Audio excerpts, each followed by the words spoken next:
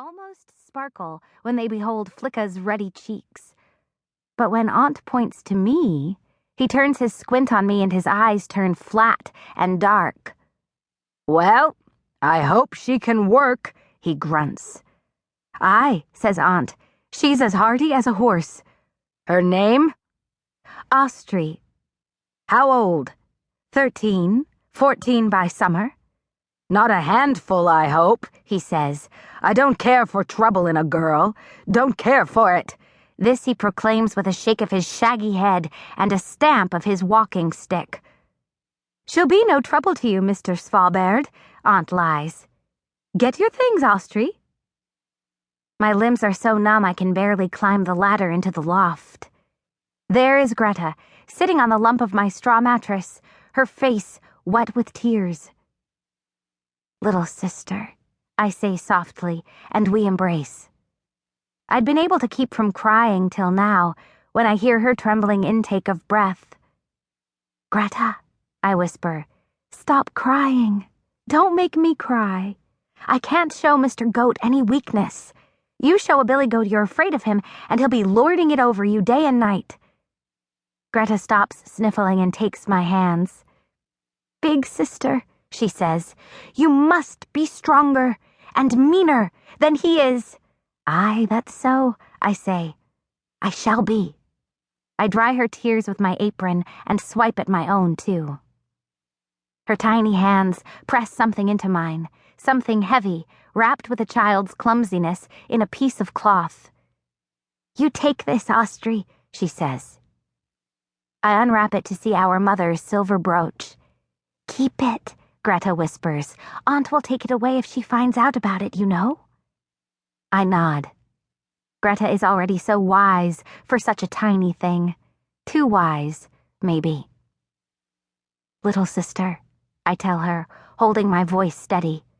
"Papa will send for us, and then we'll go to America to join him." Greta drops her head and nods.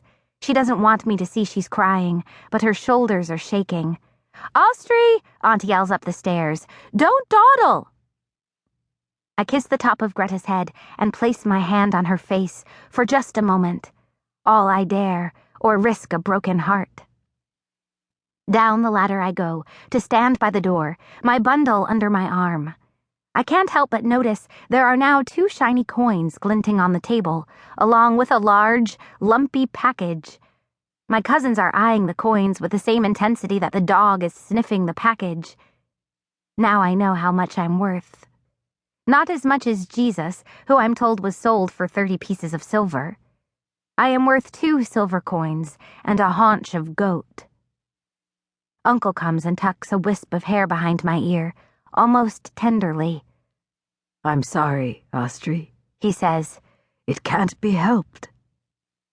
That's all there is for a goodbye. And then, out the door I go. In the story, the young maid climbed upon the white bear's back and he said, "Are you afraid?"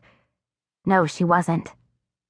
"Have you ever sat softer or seen clearer?" the white bear asked. "No, never," said she. Well, that is a story, and this is my real life, and instead of White Bear King Valamone, I've got old Mr. Goat Svalbard, and instead of sit on my back, he says, "Carry my bag." And on we troop through the darkening woods, the goatman in front and me behind, under the weight of his rucksack and my own small bundle of belongings. The only thing white is the snow, falling from the sky in flakes as big as mittens. Strange for it to be snowing already, while leaves are still on the trees. It heaps up on them, making the branches droop, and piles up on the goatman's hump until it looks like a small, snowy mountain growing out of his back.